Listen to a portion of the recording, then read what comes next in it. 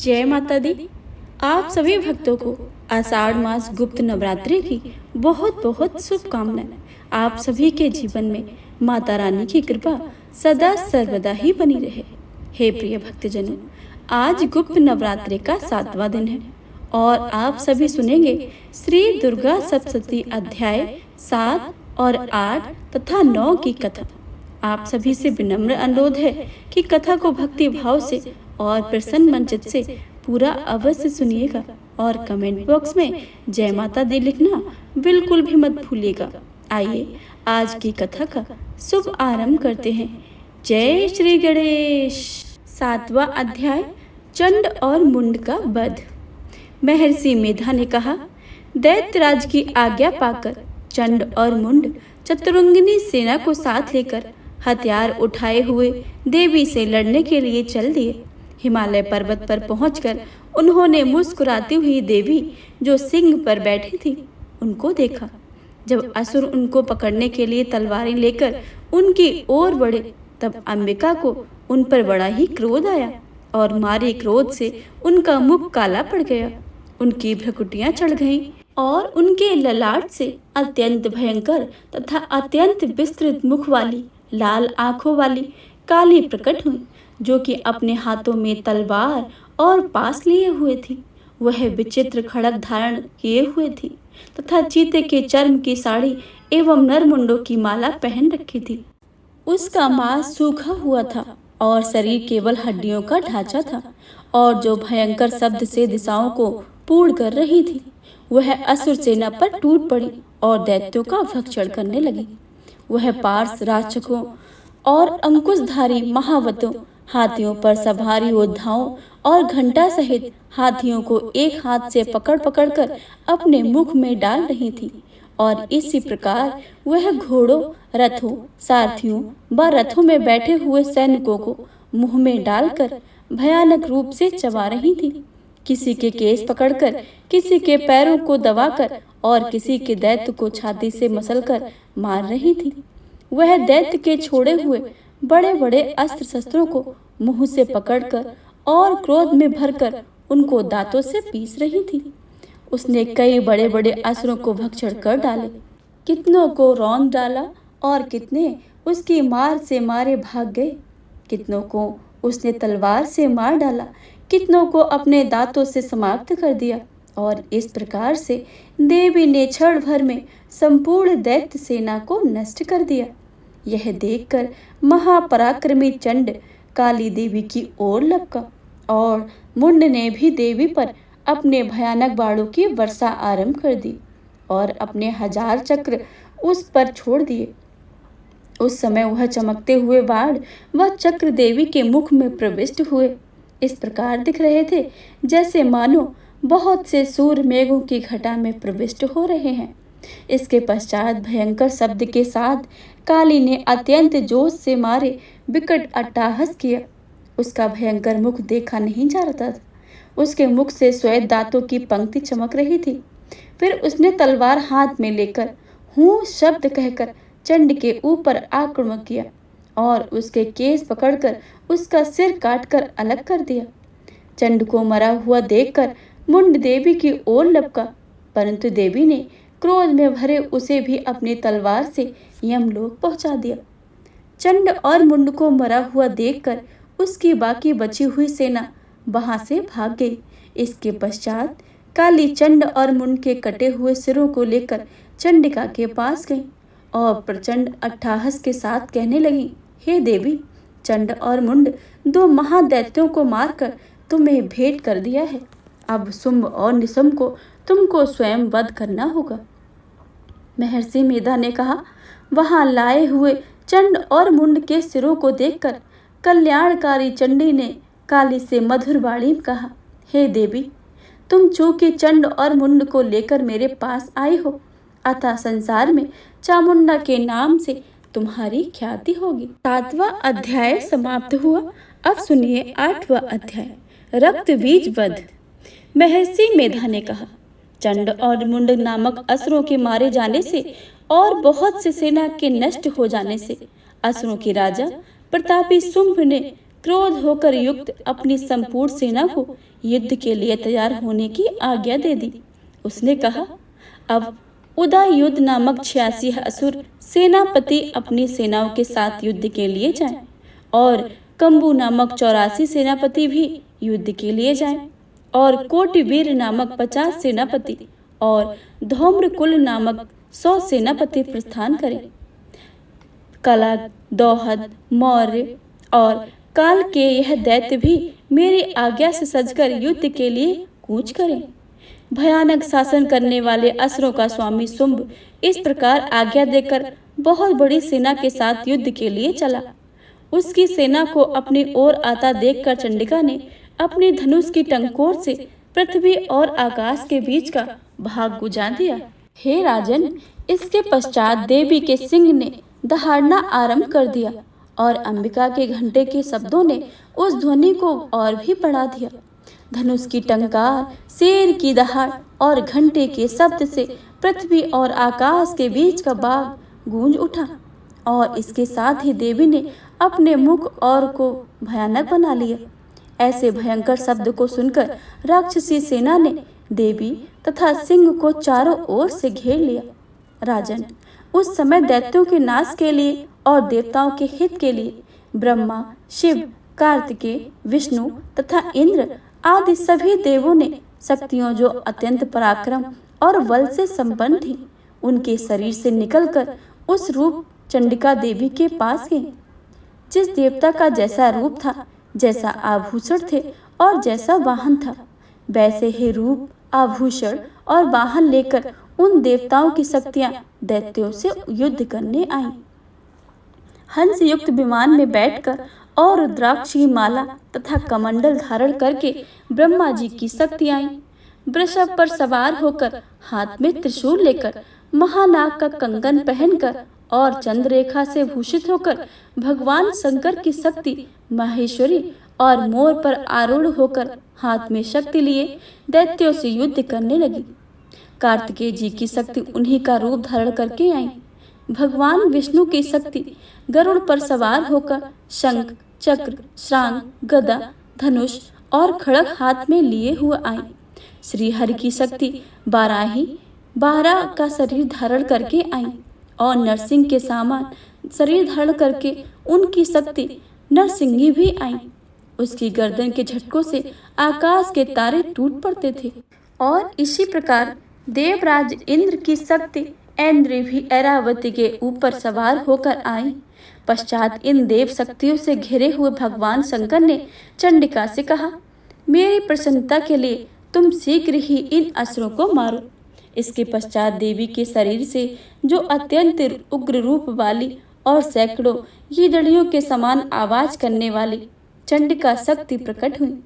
उस अपराजिता देवी ने धूमिल जटा वाले भगवान श्री हरि से कहा, हे प्रभु, आप मेरी ओर से दूत बनकर शुंभ और निशुंभ के पास जाइए और उन अत्यंत गर्वीले दैत्यों से कहिए तथा उनके अतिरिक्त और जो भी दैत्य वहां युद्ध के लिए उपस्थित हो उनसे भी कहिए, जो तुम्हें अपने जीवन की इच्छा रहे हो तो त्रिलोकी का राज्य इंद्र को दे दो। देवताओं को उनका यज्ञ भाग मिलना आरंभ हो जाए और तुम पाताल को लौट जाओ। किंतु यदि बल के गर्भ से तुम्हारी लड़ने की इच्छा हो तो फिर आ जाओ। तुम्हारे मांस से मेरी योगिनियां तृप्त होंगी। चूंकि उस देवी ने भगवान शंकर को दूत के कार्य से नियुक्त किया था, इसलिए वह संसार में शिव दूती के नाम से विख्यात हुई।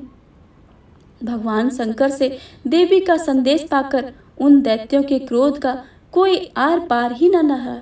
जिस स्थान पर देवी विराजमान थी वहां पहुंचे हुए और जाने के साथ ही उस पर बाणों की और शक्तियों की वर्षा करने लगे। देवी ने उनके फेंके हुए बाणों, शक्तियों, त्रिशूल और फरसों को अपने बाणों से काट डाला और काली देवी उस देवी के साथ आगे खड़ी होकर शत्रुओं को त्रिशूल से विदीर्ण करने लगी और खटवांग से कुचलने लगी। ब्रह्माणी जिस तरफ दौड़ती थी उसी तरफ अपने कमंडल का जल छिड़क कर दैत्यों के वीर व बल को नष्ट कर देती थी और इसी प्रकार महेश्वरी त्रिशूल से, वैष्णव चक्र से और अत्यंत कोप वाली कौमारी शक्ति द्वारा असुरों को मार रही थी।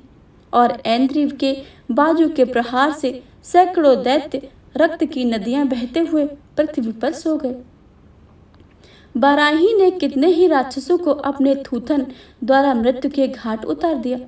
दाढ़ों के अग्रभाग से कितने ही राक्षसों की छाती चीर डाली और चक्र की चोट से कितनों को ही विदीर्ण करके धरती पर डाल दिया।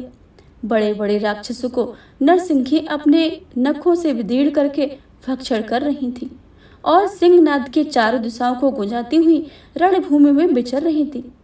शिवदूती के प्रचंड अट्टहास से कितने ही दैत्य भयभीत होकर पृथ्वी पर गिर पड़े और उनके गिरते ही उनको भक्षण कर रही थी। इस तरह क्रोध से भरे हुए मातृगणों द्वारा नाना प्रकार के उपाय से बड़े बड़े असुरों को मारकर देखते राक्षसी सेना वहां से भाग खड़ी हुई और उनको इस प्रकार भागता देखकर रक्तबीज नामक महापराक्रमी राक्षस क्रोध में भरकर युद्ध के लिए आगे बढ़ा। उसके शरीर से रक्त की बूंद पृथ्वी पर जैसे ही गिरती थी, वह तुरंत वैसे ही शरीर वाला तथा वैसा ही बलवान दैत्य पृथ्वी पर उत्पन्न हो जाता था। रक्तबीज गदा हाथ में लेकर ऐन्द्री के साथ युद्ध करने लगा। जब ऐन्द्री शक्ति ने अपने वज्र से उसको मारा तो घायल होने के कारण उसके शरीर से बहुत सा रक्त बहने लगा और उसकी प्रत्येक बूंद से उसके ही समान बलवान और महापराक्रमी अनेक दैत्य भयंकर रूप से प्रकट हो गए। वह सबके सब रक्तबीज के समान ही बलवान तेज वाले थे। वह भी भयंकर अस्त्र शस्त्र लेकर देवियों के साथ लड़ने लगे। जब ऐन्द्री के वज्र प्रहार से उसके मस्तक पर चोट लगी और रक्त बहने लगा तो उसमें से हजारों पुरुषों के उत्पन्न हो गए। वैष्णवी ने चक्र से और ऐन्द्री ने गदा से रक्तबीज को चोट पहुंचाई और वैष्णवी के चक्र से घायल होने पर उसके शरीर से जो रक्त बहा उससे हजारों महाअसुर उत्पन्न हुए जिनके द्वारा वह जगत व्याप्त हो गया। कौमारी ने शक्ति से, बाराही ने खड़ग से और महेश्वरी ने त्रिशूल से उसको घायल किया। इस प्रकार क्रोध में बहकर वह महादैत्य ने जब मात्र शक्तियों पर पृथक पृथक गदा से प्रहार किया और माताओं ने सख्त तथा शूल इत्यादि से उसको बार बार घायल किया, उससे सैकड़ों महादैत्य उत्पन्न हुए और इस प्रकार उस रक्तबीज के रुधिर में उत्पन्न हुए असुरों के संपूर्ण जगत व्याप्त हो गया, जिससे देवताओं को भय हुआ।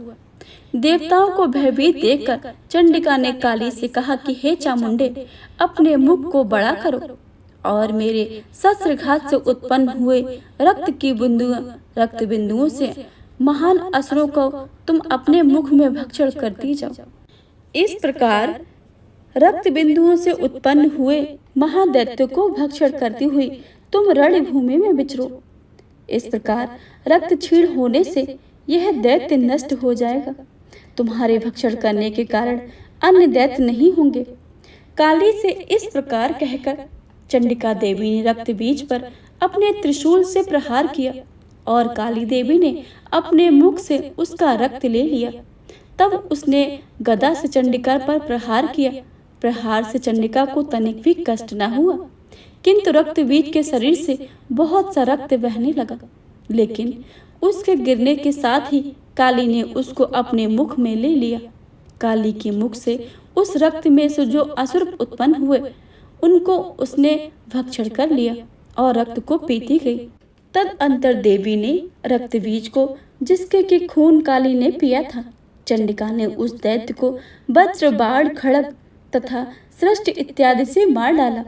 हे राजन, अनेक प्रकार के शस्त्रों से मारा हुआ और खून से वंचित वह महादैत्य रक्तबीज पृथ्वी पर गिर पड़ा। हे राजन, उसके गिरने से देवता अत्यंत प्रसन्न हुए और माताएं उन असुरों का रक्तपान के पश्चात उद्धव होकर नृत्य करने लगी। 8वां अध्याय समाप्त हुआ। अब सुनिए 9वां अध्याय, निशुंभ वध। राजा ने कहा, हे ऋषिराज, आपने रक्तबीज के वध में संबंध करने वाला वृतांत मुझे सुनाया। अब मैं रक्तबीज के मरने के पश्चात क्रोध से भरे हुए शुंभ व निशुंभ ने जो कर्म किए हैं वह मैं सुनना चाहता हूँ। महर्षि मेधा ने कहा, रक्तबीज के मारे जाने पर शुंभ और निशुंभ को बड़ा क्रोध आया और अपनी बहुत सी सेना का इस प्रकार सर्वनाश होते देखकर निशुंभ देवी पर आक्रमण करने के लिए दौड़ा। उसके साथ बहुत से बड़े बड़े असुर देवी को मारने के लिए वास्ते दौड़े और महापराक्रमी शुंभ अपनी सेना सहित चंडिका को मारने के लिए बढ़ा। फिर शुंभ और निशुंभ का देवी से घोर युद्ध होने लगा और दोनों असुर इस प्रकार देवी पर बाण फेंकने लगे जैसे मेघों में वर्षा हो रही है, और उन दोनों के चलाए हुए बाणों को देवी ने अपने बाणों से काट डाला और अपने शस्त्रों की वर्षा से उन दोनों दैत्यों को चोट पहुंचाई। निशुंभ ने तीक्ष्ण तलवार और चमकती हुई ढाल देखकर देवी के सिंह पर आक्रमण किया। अपने वाहन को चोट पहुंची देखकर देवी ने अपने छुरुप नामक बाण से निशुंभ को तलवार व ढाल दोनों ही काट डाले। तलवार और ढाल कट जाने पर निशुंभ ने देवी पर सख्ती से प्रहार किया। देवी ने अपने चक्र से उसके 2 टुकड़े कर दिए। फिर क्या था, दैत्यमारी क्रोध के जल भुन गया और उसने देवी को मारने के लिए उसकी ओर शूल फेंका, किंतु देवी ने अपने मुक्के से उसको चूर चूर कर डाला। फिर उसने देवी पर गदा से प्रहार किया। देवी ने त्रिशूल से गदा को भस्म कर दिया। इसके पश्चात वह फरसा हाथ में लेकर देवी की ओर लपका। देवी ने अपने तीखे बाणों से उसे धरती पर सुला दिया। उसने महापराक्रमी भाई निशुंभ के इस प्रकार से मरने पर शुंभ क्रोध में आकर देवी को मारने के लिए दौड़ा। वह रथ में बैठा हुआ उत्तम आयुधों से सुशोभित अपनी 8 बड़ी बड़ी भुजाओं से सारे आकाश को ढके हुए था। शुंभ को आते देखकर देवी ने अपना शंख बजाया और धनुष की टंकार भी की। अत्यंत दुस्साह शब्द किया, साथ ही अपने घंटे के शब्द से, जो कि संपूर्ण दैत्य सेना के तेज को नष्ट करने वाला था, संपूर्ण दिशाओं में व्याप्त कर दिया। इसके पश्चात देवी ने सिंह ने, जो अपनी दहाड़ से उसे बड़े बड़े बलवानों को मदचूर हो जाता था, आकाश पृथ्वी और 10 दिशाओं को पूरित कर दिया। फिर आकाश से उछलकर काली ने अपने दांतों और हाथों को पृथ्वी पर पटका। उसके ऐसा करने पर ऐसा शब्द हुआ जिससे कि उससे पहले सारे शब्द शांत हो गए। इसके पश्चात शिवदूत ने असुरों के लिए भय उत्पन्न करने वाले अट्टहास किए, जिसे सुनकर दैत्य थर्रा उठे और शुंभ को बड़ा ही क्रोध आया। फिर अंबिका ने उसे अरे दुष्ट, खड़ा रहे कहा तो आकाश में सभी देवता जय हो बोल उठे। शुंभ ने वहां आकर ज्वालाओं से युक्त एक अत्यंत भयंकर शक्ति छोड़ी, जिसे आते देखकर देवी ने अपनी मोहलका नामक शक्ति से काट डाला। हे राजन, फिर शुंभ ने सिंहनाद से तीनों लोग व्याप्त हो गए और उसके प्रतिध्वनि से ऐसा घोर शब्द हुआ जिसने इससे पहले सभी शब्द को जीत लिया। शुंभ के छोड़े बाणों को देवी ने और छोड़े देखकर बाणों को शुंभ ने अपने बाणों से काटकर सैकड़ों और हजारों टुकड़ों में परिवर्तित कर दिया। इसके पश्चात जब चंडिका ने क्रोध में भरकर शुंभ को त्रिशूल से मारा तो वह मूर्छित होकर पृथ्वी पर गिर पड़ा। जब उसकी मूर्छा दूर हुई तो वह धनुष लेकर आया और अपने बाणों से उसने देवी काली तथा सिंह को घायल कर दिया। फिर उस राक्षस ने 10,000 भुजाएं धारण करके चक्र आदि आयुधों से देवी को आच्छादित कर दिया। तब भगवती दुर्गा ने कुपित होकर अपने बाणों से उन चक्रों और बाणों को काट डाला। यह देखकर निशुंभ गदा हाथ में लेकर चंडिका को मारने के लिए दौड़ा। उसके आते ही देवी ने तीक्ष्ण धार वाली खड़ग से उसकी गदा को काट डाला। हाथ में त्रिशूल लिए देवताओं को दुखी करने वाला निशुंभ त्रिशूल हाथ में लिए हुए आता देखकर चंडिका ने अपने शूल से उसकी छाती पर प्रहार किया और उसकी छाती को चीर डाला। शूल विदीर्ण हो जाने पर उसकी छाती में से एक जैसा महापराक्रमी दैत्य ठहर जा कहता हुआ निकला। उसको देखकर देवी ने बड़े जोर से ठहाका लगाया। अभी वह निकलने से ही पाया था कि उसके सिर पर तलवार से काट डाला। सिर के कटने के साथ ही वह पृथ्वी पर गिर पड़ा। तदंतर सिंह दहाड़ दहाड़ कर असुरों का भक्षण करने लगा और काली शिवदूती भी राक्षस का रक्तपान करने लगी। कौमारी की शक्ति से कितने ही महादैत्य नष्ट हो गए। ब्रह्मा जी के कमंडल से जल के कितने ही असुर समाप्त हो गए। कई दैत्य महेश्वरी के त्रिशूल से विदीर्ण होकर पृथ्वी पर गिर पड़े और वाराही के प्रहारों से छिन्न भिन्न होकर धराशायी हो गए। वैष्णवी ने जो भी अपने चक्र से बड़े बड़े महापराक्रमी का कचूमर निकालकर उन्हें यमलोक भेज दिया और ऐन्द्री से कितने ही महावाली राक्षस टुकड़े टुकड़े हो गए। कई दैत्य मारे गए, कई भाग गए, कितने ही काली शिवदूती और सिंह ने भक्षण कर लिए। यह था आज का अध्याय, यही समाप्त होता है। इससे आगे की कथा आप आने वाले अध्याय में अवश्य ही सुनिएगा। श्री दुर्गा सप्तशती के अध्याय को सुनने के पश्चात माता रानी से क्षमा याचना अवश्य ही करें। हे परमेश्वरी, मेरे द्वारा रात दिन सहस्त्रों अपराध होते रहते हैं। यह मेरा दास है, यह समझकर मेरे उन अपराधों को तुम कृपा पूर्वक क्षमा करो। हे परमेश्वरी, मैं आवाहन नहीं जानती हूँ, विसर्जन भी नहीं जानती हूँ तथा पूजा करने का भी ढंग नहीं जानती हूँ। आप मुझे क्षमा करो, मुझे क्षमा करो। हे देवी स्वरेश्वरी, मैंने जो मंत्रहीन, क्रियाहीन और भक्तिहीन पूजन किया है वह सब आपकी कृपा से पूर्ण हो। सैकड़ों अपराध करके भी जो तुम्हारी शरण में जाकर जगदम्ब पुकारता है वह उस गति को प्राप्त होता है जो ब्रह्म आदि देवताओं के लिए भी सुलभ नहीं है। हे जगदम्बे, मैं अपराधी हूँ किंतु तुम्हारी शरण में आई हूँ। इस समय दया की पात्र हूँ, तुम जैसा चाहो वैसा ही करो। हे देवी परमेश्वरी, अज्ञान से भूल अथवा बुद्धि भ्रांत होने के कारण मैंने जो न्यूनता और अधिकता कर दी हो वह सब क्षमा करो और प्रसन्न हो। सच्चिदानंद स्वरूपा परमेश्वरी, जगत माता कामेश्वरी, तुम मेरी प्रेम पूर्वक यह पूजा स्वीकार करो और मुझ पर प्रसन्न रहो। हे देवी स्वरेश्वरी, तुम गोपनीय से भी गोपनीय वस्तु की रक्षा करने वाली हो। मेरे निवेदन किए हुए इस जप को ग्रहण करो। तुम्हारी कृपा से मुझे सिद्धि प्राप्ति हो।